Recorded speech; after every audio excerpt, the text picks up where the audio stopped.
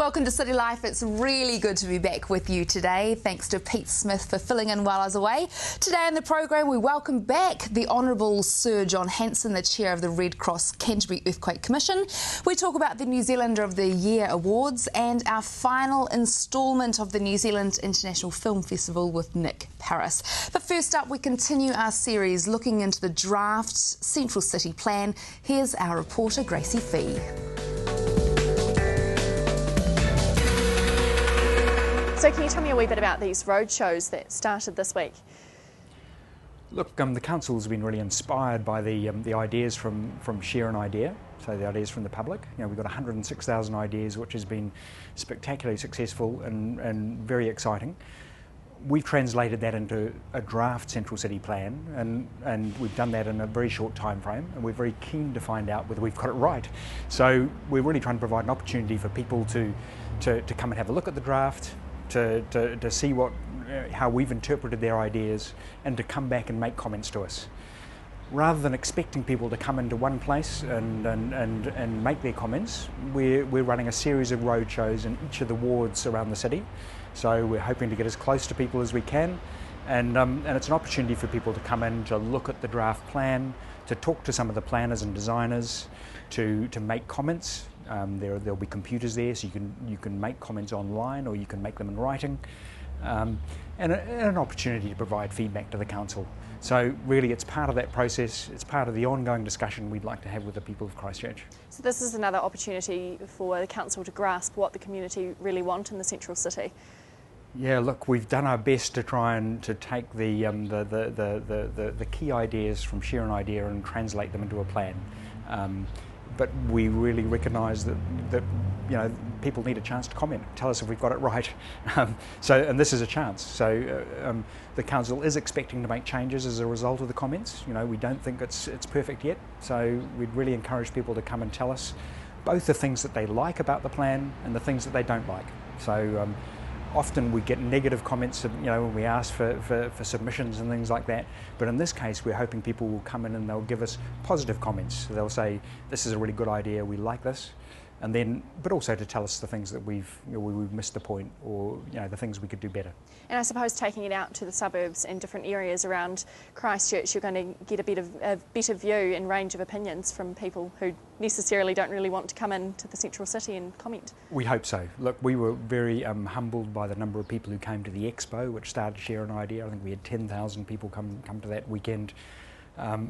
We want to repay that by going back into people's communities, so we're going back to them as part of this conversation. Okay, has the council done anything like this before? I don't think we've done any consultation of this scale before, and look, obviously these are extraordinary times, and a large part of the success of this has been due to the passion and commitment of the people of Christchurch. They come out and told us what we think, what they think. So you know, very inspiring, and we're trying to continue this level of engagement. How does the drop-in centre at the Events Village at Hagley Park fit into this roadshow? So after we've done a roadshow in each of the 8 wards, we're planning to spend a week at a drop-in centre in Hagley Park as part of the Events Village, and that's a further opportunity for people to come in, to see the plans, to see the posters and the presentations, to talk to designers and planners, and to make comments. Are you expecting many people to turn up to this drop-in centre and the various places the roadshow is going? I certainly hope so. You know, we started on Tuesday this week, and there were a steady stream of people through all day. So the roadshows run from 11 o'clock in the morning through to 7 o'clock at night, to provide an opportunity for people to come in after school and after work. And I'm told that with the first one, we had a steady stream of people all day, so very positive, and we hope to see more people. Do you know if people are just coming to look at the Central City Plan, or are they giving quite constructive feedback and suggestions?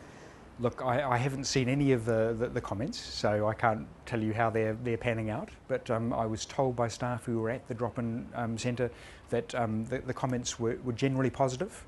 There were suggestions for improvements, which is great. So yeah, no, all around, you know, we're looking forward to hearing more from the people of Christchurch. Okay, and there's an international speaker series on this weekend. Can you tell me a wee bit about that? Yeah, look, this is very exciting. With the help of some very generous private sponsors, we've been able to fly a number of international speakers in from around the world. These are people who are very experienced in disaster recovery. So they include Sir Richard Lees, who led the recovery of Manchester after the disastrous IRA bombings in the 90s. Kerry O'Neill, who worked on the recovery of various townships in Victoria after the disastrous bushfires recently. Doug Alpers, who's an academic from Harvard University who specialises in disaster recovery, and Sam Martin, who's a landscape architect, a New Zealand landscape, a Christchurch landscape architect from London, internationally renowned. So they're coming in, they're going to share their experience in disaster recovery, and we're hoping we can learn from them. They can give us some feedback on the plan, provides an opportunity for more discussion. The speaker series is happening at the University of Canterbury in the Central Lecture Theatre this weekend, and if you go to our website you can find out details about timing. The public are very welcome. We think it'll be a really exciting event.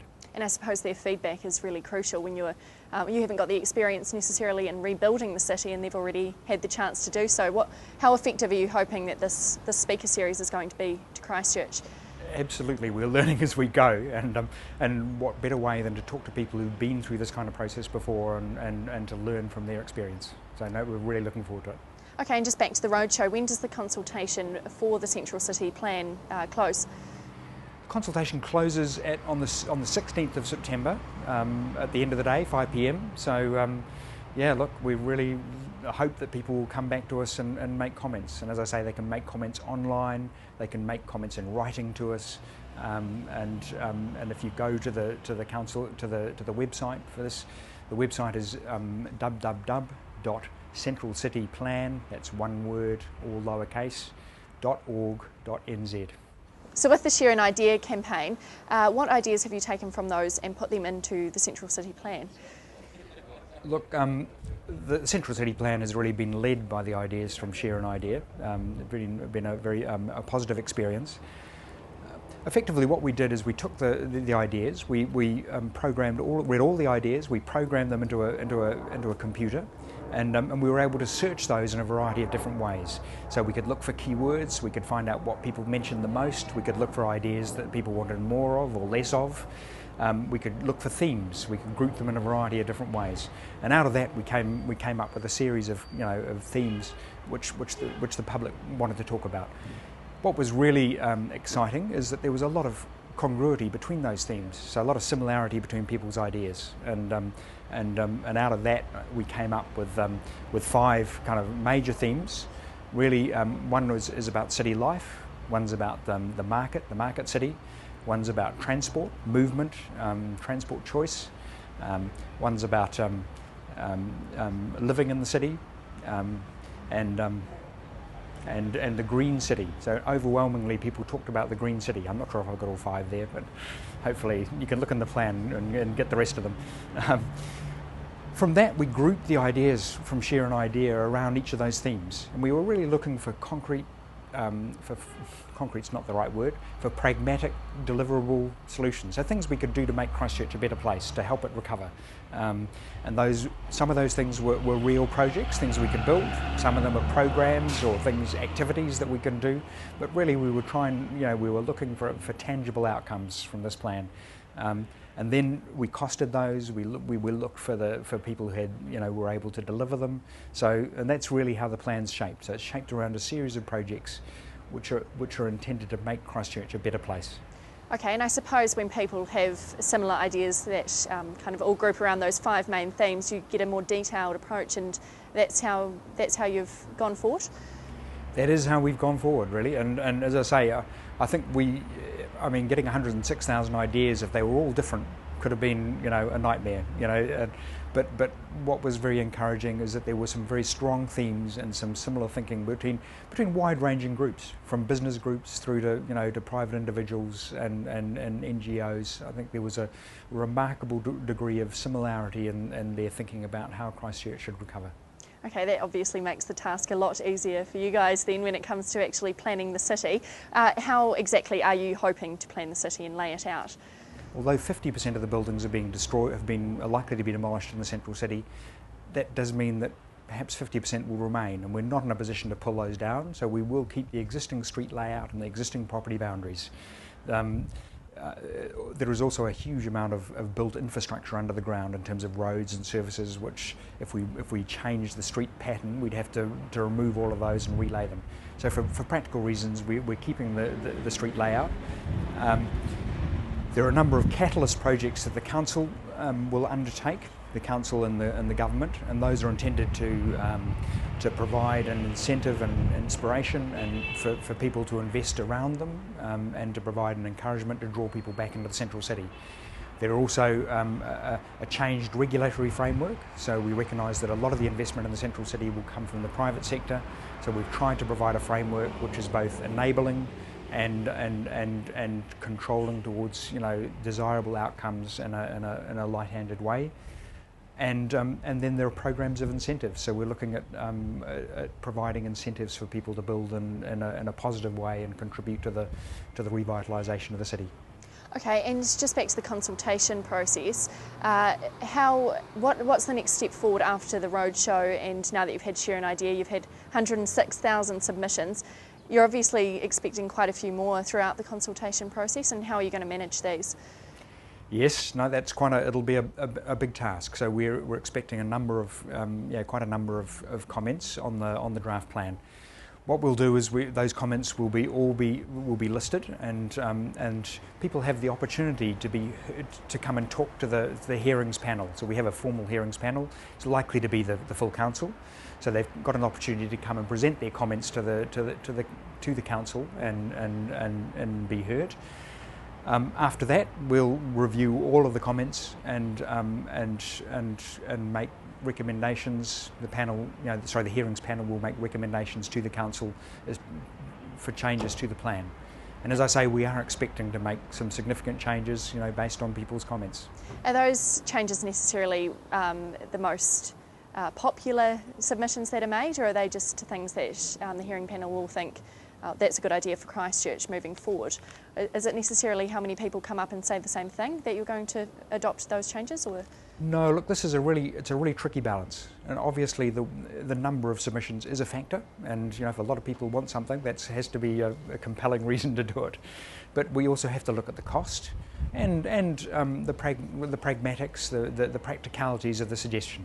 One of the really interesting issues, for example, has been height. There's been a lot of discussion about height. Clearly, the majority of people in the Share an Idea favoured low-rise buildings. And you know, look, there was a range of heights suggested. There wasn't any complete agreement, but I think it would be fair to say the majority of people were thinking low-rise, 3 stories or less. On the other hand, we've got the business community saying, well, actually, we can't do that. You know, that's not economic. We won't come and invest. And much as we have to balance both sides of the equation. We need people to invest in the city again. We also need people to come back and enjoy it. So we have to broker a discussion.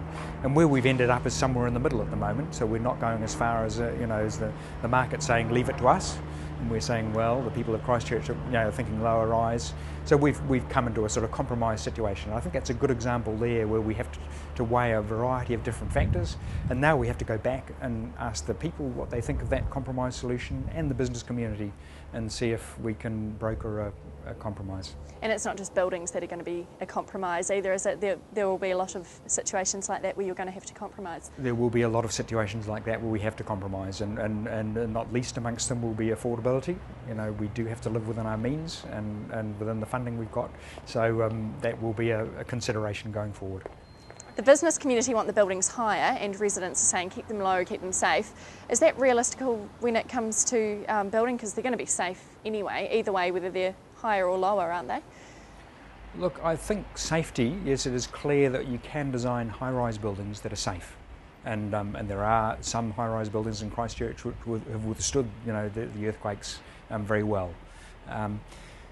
So the issue is more about perhaps being good neighbours, and certainly what the council is envisaging is that we'd like buildings to be good neighbours. So tall buildings are tremendous when you're inside the tall building, when you own it, but they're not so good for the neighbours. And you might have noticed that actually the buildings on each side of it tend to suffer as a result of a tall building. So what we're suggesting is that we adopt a consistent low-rise approach, every building supports its neighbours, and we end up with a good street, and everybody gains value. It's a little bit like the old adage, you know, when you buy a house, you buy the worst house on the best street. You know, we all know that. We know that your neighbours are what gives you value. So what we're suggesting in the central city is the same kind of approach, that everybody builds good buildings and we all benefit. So it's not necessarily just to keep them low and keep them safe, it's just about being good neighbours. Being good neighbours and creating a city that we all want to live in.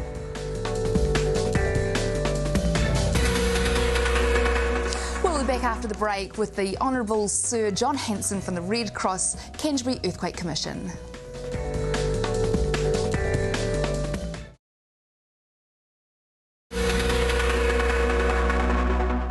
You're back with City Life, and I'd like to welcome back to the program the Honourable Sir John Hansen from the Red Cross Canterbury Earthquake Commission. Good to have you here. Nice to be here. Now, the commission was launched on around about the 2nd of March, and it's coming up to the 6-month point. How's it been going so far? It's quietened down quite a lot, as you would imagine, as we move further away from the earthquake. But it's still very busy, and we've paid out a huge sum of money so far. We've had in excess of 69 million donated. We've got about 29 million left. There was 20 million, of course, from the September fund as well. So all up, this is probably one of the biggest charitable funds in New Zealand's history, which just speaks volumes for the generosity of New Zealanders. And a lot of money from overseas have come into the fund. It's absolutely incredible. So where's that 40 million gone so far? The biggest bulk went in the initial hardship grant, which was for people who had to leave their homes or without services for 7 days or more. 52,000 applications, and we paid out in excess of $44 million for those grants, all within a very short time. Our first grants went out just after the 5th of March.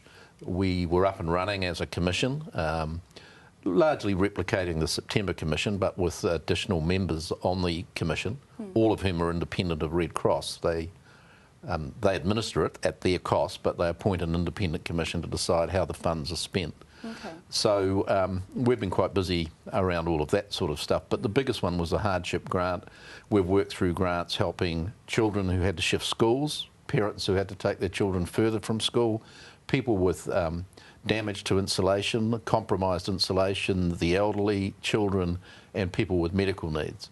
And at the moment we've got 2 live grants. We approved one of $500 per household for people who are still having to use chemical or portaloos, because 90 days or more of that, we think they still need a bit of a lift up.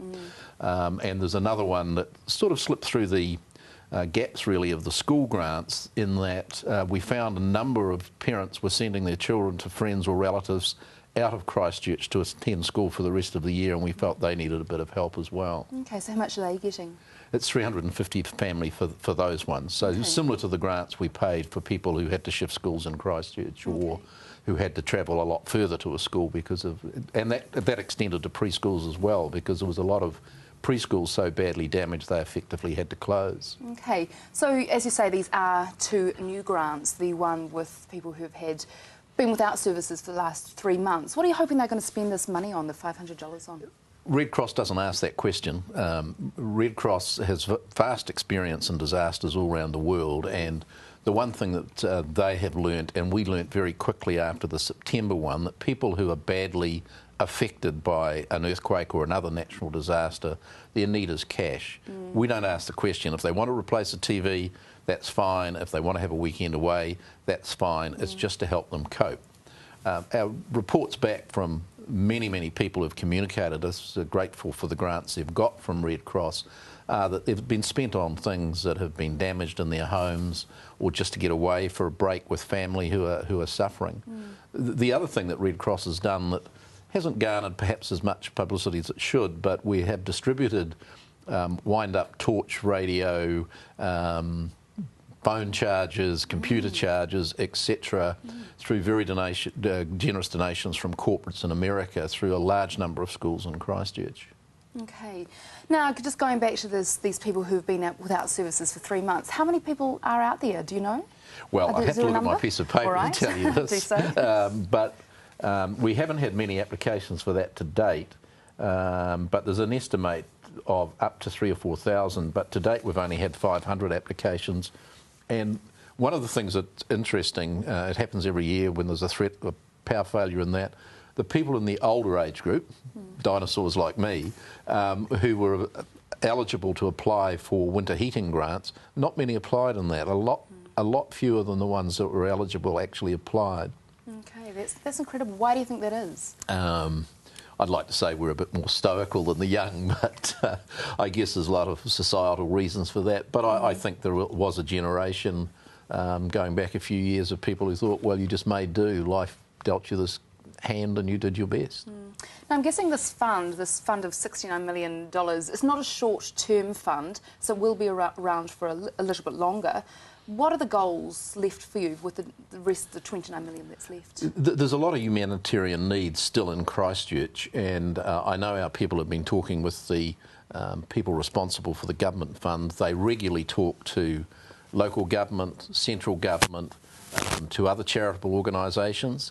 We've just started getting the red zone decisions being made for people. We're studying now, and we have another commission meeting in a fortnight, what needs may well arise out of that. Now, we know the offer the government has made, but we're getting stories that people are getting shortfalls for legal fees, removal costs, things like that. So we want to find some more information. We've quite deliberately kept a substantial sum of money back, so if real needs arise in those areas, and I'm sure they will, we will be able to respond to it and respond quickly. Okay, people who are in need now and they do need some support from Red Cross, how can they get in touch with you? Well, they can contact the Red Cross headquarters or go online at Red Cross where there's a dedicated earthquake site.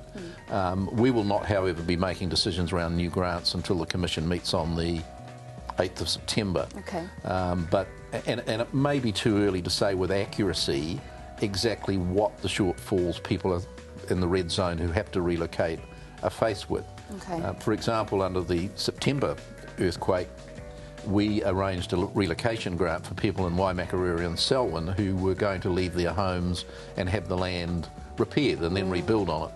That's now changed completely because most of those properties are in the red zone. So again, we need to gather some more information before we can make the next decision. Okay, and it all just changes, doesn't it? Okay, so it's Red Cross eqgrants.org.nz. John, thank you so much for coming on the program today. Thank you. After the break, we catch up with Emma about the New Zealander of the Year awards.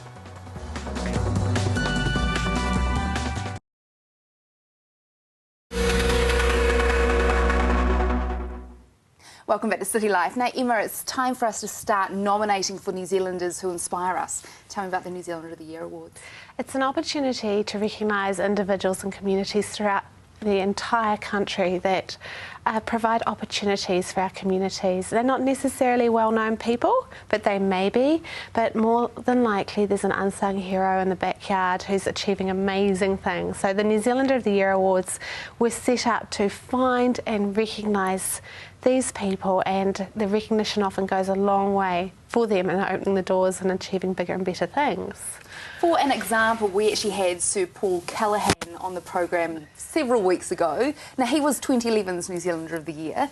Is it 2011 or 2010? He was 2011, yes. So why was he chosen as the New Zealander of the Year? He is a real leader in his field of nanotechnology, which to most people is scientific research, a world leader, and he has achieved many, many things in that field. He was quite an unknown name until he became New Zealander of the Year. I know for a fact that the title and the accolade has definitely helped in his research and helped getting his voice out there. He's also been quite a vocalist in addressing the talent of New Zealanders going overseas and some ideas of what can be done to bring them home. So he's an all-round hero. He epitomises the strength and spirit and the dedication that a lot of New Zealanders have to achieve what he really wanted to do. Okay. Now, Emma, there are different categories or different awards. Let's go through these. There's 5 different ones. Let's go through them. Well, there's the first one, the big one, which is the New Zealander of the Year. So that is a winner that could be chosen from any of the nominations. The second category is the Senior New Zealander of the Senior New Zealander of the Year, which was a lady from South Canterbury, from Fairlie, Alison McNeil. So she runs a rest home called Maria, and she supported a lot of people after the earthquake free of charge. We also have the Coca-Cola Young New Zealander of the Year, which is for recipients over 15 and under 30. Young people inspiring and motivating and leading. They could be an individual, they could be motivating in groups, they could be a talent in any field. We also have the Community of the Year. Last year, or this year, it was the Gippsland Valley Community Association. They achieved some amazing things for such a small organisation, and really, really epitomises true Kiwi spirit and what you can do with such few people. And we have the Local Heroes Awards. So up to 250 medals are awarded around the country in 15 regions. We recently had Christchurch's Local Heroes presentation in Hagley Park. It was deferred in March, obviously because of the earthquake. That's a real opportunity to recognise those local heroes. They get medals, certificates. The winners all get $5,000. And the local heroes also go forward to be Local Hero of the Year as well. So really good opportunity. How long have the awards been going for? This will be the third year, so 2012 will be the third year. What was the reason for starting this up? Why did you see there a need for it? The reason for starting out was really to celebrate true Kiwi spirit, was to embrace New Zealand and embrace New Zealanders. There was no one recognition that epitomises successes and leaderships. We quite often don't recognise those that are successful in our community for obvious reasons, and it really it's set up in February each year. It's around Waitangi Day. It really is about embracing New Zealanders and identifying and recognising their strengths. Okay, so are we nominating ourselves, or are we nominating our friends or colleagues? Now, it's not possible to nominate ourselves, although I did get a few phone calls. Did you? And I can't nominate you either, I'm so sorry. But anyone can nominate, as in, it could be family, friends, colleagues, work colleagues, it could be your next door neighbour. So it's very easy. There's a form to fill out. It can be done online. We can post them out. The forms are out Kiwi banks, post shops, countdowns and Mitre 10s. Very easy to obtain one. And so a nominee can say, hey, look, I want to put my hand up, go to their neighbour, and they can get nominated. But a very easy process. What are we looking for in a nominee? We may have a really inspirational colleague or friend. What are we looking for? You could be looking for someone as simple as, using Christchurch and Canterbury as an example, someone who feeds people, clothes children, is a volunteer in the community. It could be someone who has, at the opposite end of the scale, really created a successful business. Perry Drysdale was one of our finalists, so it just goes to demonstrate how wide and how broad the category can be. So, yeah. Okay. Now, we have a very high-profile New Zealander as the patron of the awards. Who is that? Sir Jim Bolger. He's a patron of the awards, so he is also one of our executive judges, as is Dame Malvina Major and a number of other identities. And the judging takes place in December, so nominations close middle of October. Okay, so we've got, say, 6 weeks to get our nomination forms in. Again, where do we pick those nomination forms up? Mitre 10s, Kiwi banks and countdowns. Okay. Online at nzawards.org.nz. You can call our office and we can post them out as well. Okay, Emma, thank you so much for coming on the programme. Thanks for coming down from Auckland to visit us. Pleasure. It's good to have you here. We look forward to having lots of nominations from Christchurch. We sure do. All right, now here is Jeff Morton with House of Travel. A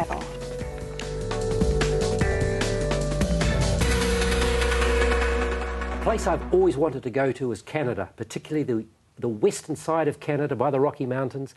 And Melony's here from House of Travel today to tell me all about it. Good morning, Jeff. Good morning, Melony. Looks fabulous. Oh, it's exciting, it's beautiful, rugged scenery, majestic mountains, lakes, rivers, great outdoors. In fact, friendly people as well. You'd almost think it's a larger version of New Zealand. That's what I'm told.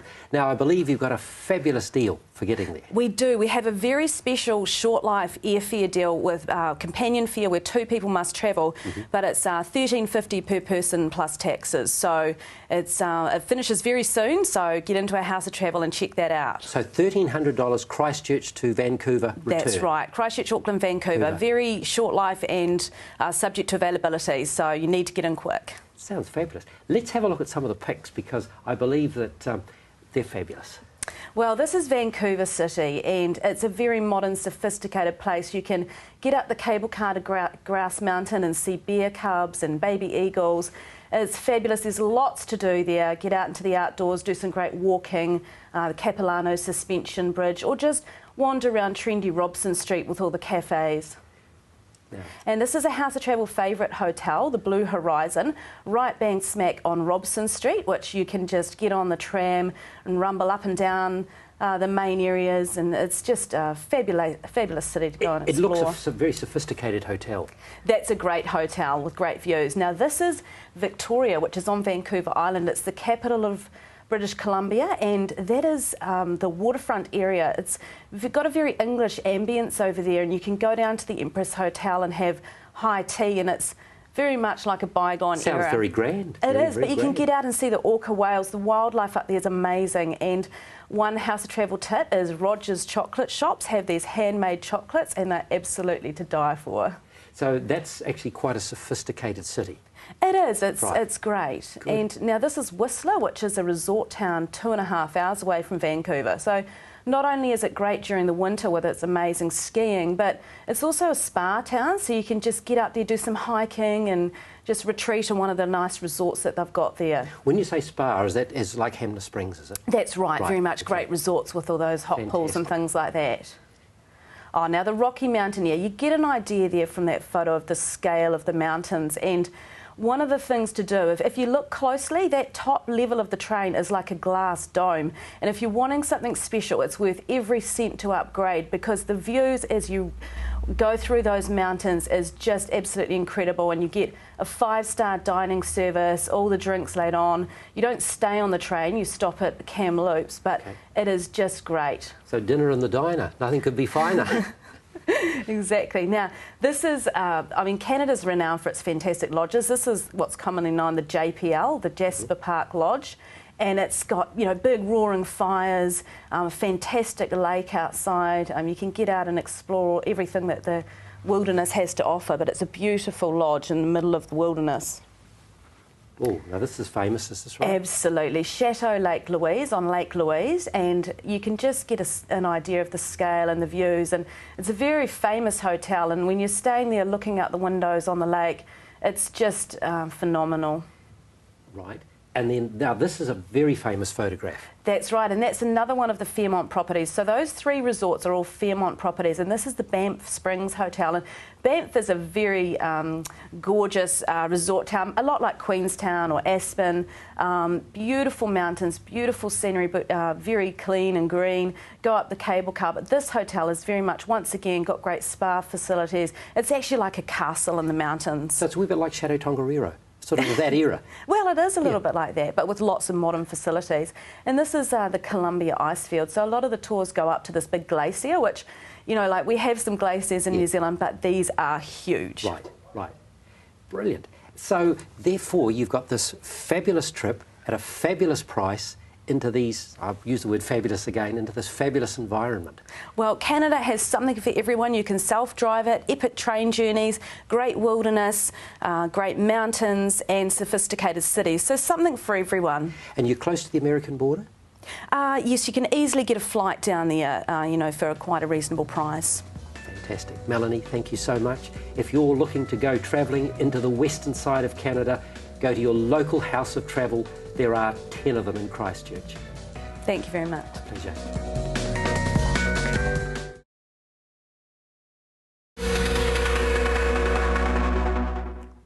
My guest today on City Life from Ray White Real Estate is Richard Withy. Welcome, Richard. Thanks, Jeff. Now, whereabouts is Ray White situated, the Ray White Metro office? We've joined a new office and formed a new office, Jeff, over on the corner of Waimari and Riccarton Road, sort of at the Bush and Church Corner centre there. So that's now where our new Ray White Metro office is at. Right, and what area do you service? We're fairly lucky. Most of the businesses that we consolidated into that, Jeff, we're on the northwest side of Christchurch. Yes. So we're still focusing in our core areas of Herwood, Bishopdale, Burnside. Mirrorvale office came in, and our St Albans office also. But we've also got a key group of our staff that focus out on the Horswell and Sprayton area as well. So there was an amalgamation? Yes, that's correct. Because of the quake? Yeah, post-February we decided that to be survivable over the coming market, that we needed to consolidate, and we had a few offices that were damaged as well, so we made that decision. What's the market like in those areas? We're very lucky, as I said. Most of our core trade areas are in the parts of Christchurch that are comparatively quite safe at the moment, and less affected than perhaps the eastern side and the hill suburbs. So the market is very positive in those areas. There's a lot of demand, and some clients and customers are getting some great results in terms of just from that short supply. Right, now one issue that if you're a prospective buyer you would be asking is land stability. Yes. Can you give any indication on that?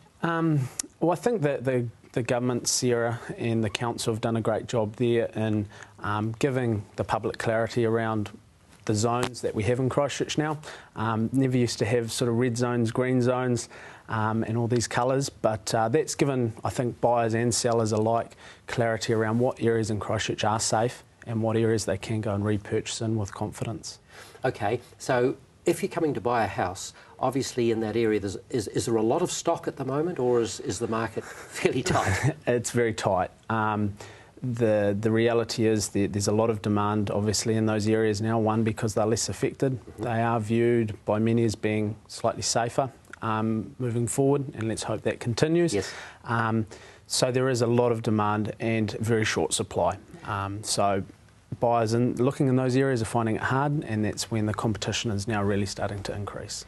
Is it because of the area's facilities as well, like schools and zones, or does that not really come into play? I think that's always been a key factor in the northwest area of Christchurch, having strong values and strong demand, and being very popular.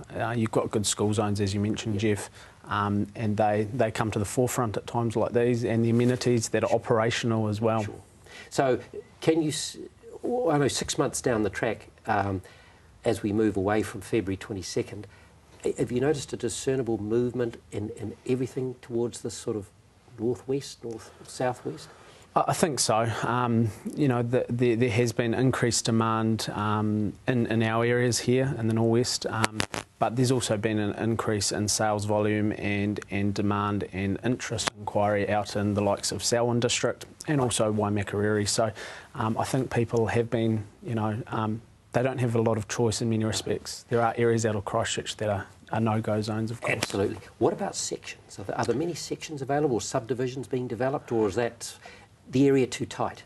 Perhaps not in the inner area of the city. The sections are still very limited there, but obviously there's a lot of sections in subdivision development moving ahead forward, the likes of Preston's Road in some areas close in the city, also going out to sort of your Selwyn areas as well.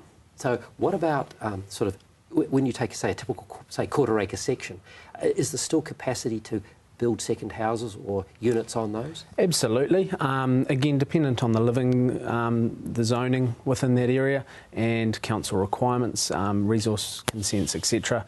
But I think there will be people that will see that now as a very viable option and perhaps quite lucrative if they do have that quarter-acre section, that they may look to potentially subdivide because there will be the demand. So Richard, roughly what's the price range? I know you have extremes, but roughly what's the price range? Of what's that for, Jeff? Of the housing in that area. And I guess the northwest, your average sale price in Christchurch is just around that mid-300 mark. Obviously, a lot of the red zone buyers will be coming out are looking around that level. So we do predict a very high demand from houses from that sort of mid to high 200s through the mid 300,000s. So it's a pretty good time to buy. So if you're looking for real estate, go to Ray White Metro. You're situated at Church Corner in Upper Riccarton, and I know that Richard and the team will look after your needs. Richard, thank you. Thank you, Jeff.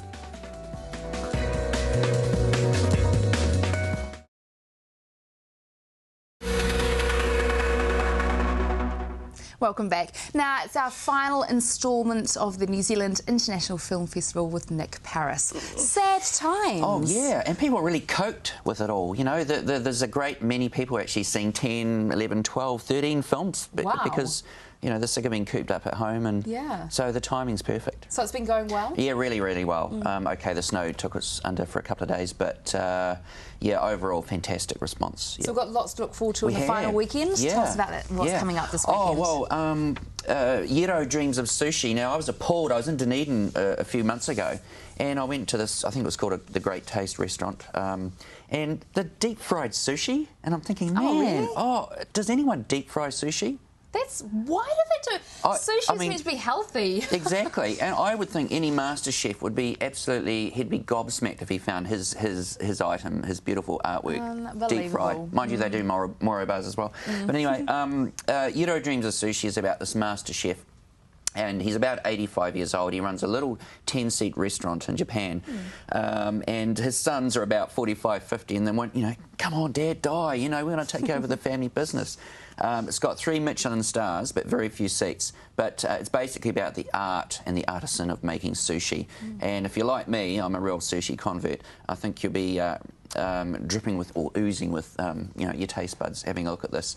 But it's an intergenerational story as well. I guess you could call him the world's greatest sushi master. So let's have a look, shall we? Let's have a look at it.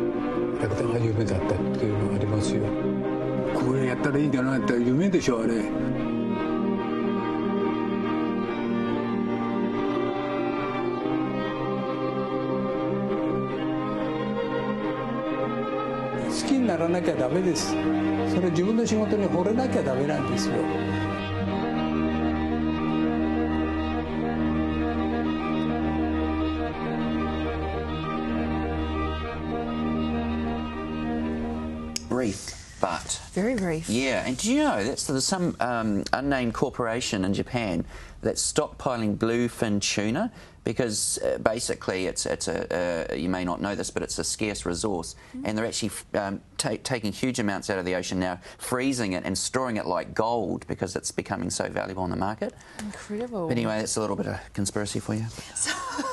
That is, you're coming along, sharing your conspiracy theories. When can we look forward to seeing that this weekend? One more opportunity, and that is tomorrow, Saturday at 3:30. Okay, that's your last chance. All right. Now, Pina, of course, was on the front cover of CC magazine last month, and that's another movie we can look forward to. What a beautiful shot. And beautiful shot. It wasn't a shot from Flashdance, was it? It was a shot, a wet look shot. Dancing in the rain, wasn't she? Yeah. And Pina Bausch uses all the elements. She'll put huge rocks on stage, dirt, soil, water. She used all the elements. And this is a moving eulogy to her work. She died some years ago. And Wim Wenders, famous German director, is a long-time friend of Pina, and he decided the best way to honour her life was to tell it vicariously through her dancers, her choreography company. And so each in their own way, the film focuses on their their own passing of the baton to her life. So they live and breathe through their dance and show their anger and frustration. So I think anyone who has trouble vocalising their pain, then go and dance, because this film is actually stunning. It's in 3D, and to be honest, I'd rather pay and see this in 3D than be 40 rows back in an old creaking theatre where you can't hear the dancers spit and breathe and move, and you know, you've got to hear them as well. In 3D? Fantastic. Wow. You know, and I think this is going to open the floodgates to more performances in the future. You know, even if it's Radiohead, I'd rather see them in 3D live and hear everything. So. All right, well, let's have a look at that trailer, Pina. Okay.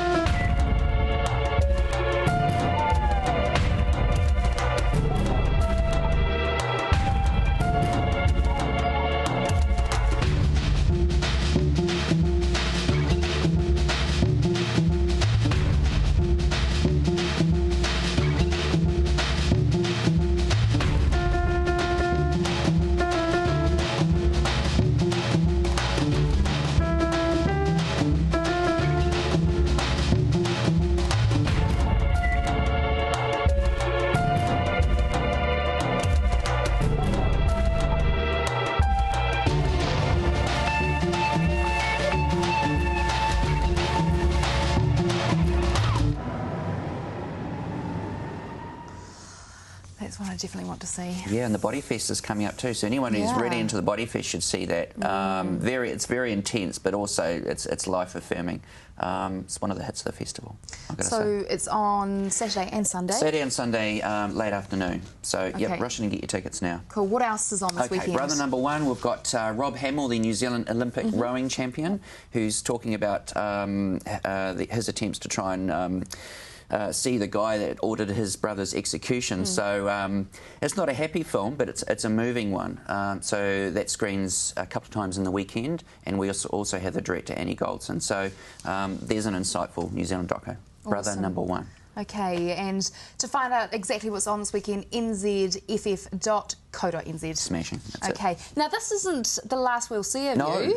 No. Tell us about why you'll be here next week. Well, yeah, we're doing Italian, okay? Yes. So, yes. So one after the other. What a great time to live in Christchurch. So I think, next Thursday we'll take you through, or viewers through 2 or 3 films and talk about what's coming up. Okay. And I think it's in October. Yes, it is. Like that. Yeah. So cool. So for the following 2 weeks, you'll be back. Yeah, we'll do Italian next week. And I'm sure we'll find a reason to bring you back after that as well. Absolutely. All right. Thank you. Nick, really good to have you on the programme. I hope the final weekend goes well for the festival. Pleasure.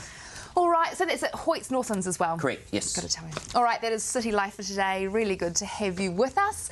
Now, if you were one of the lucky ones that had a blank canvas to paint over the school holidays, bring it back to us so we can put it on the wall here and show everyone all your pieces of work.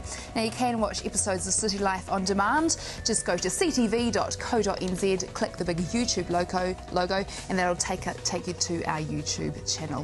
Thanks for watching. Have a really good weekend, and we'll see you next week.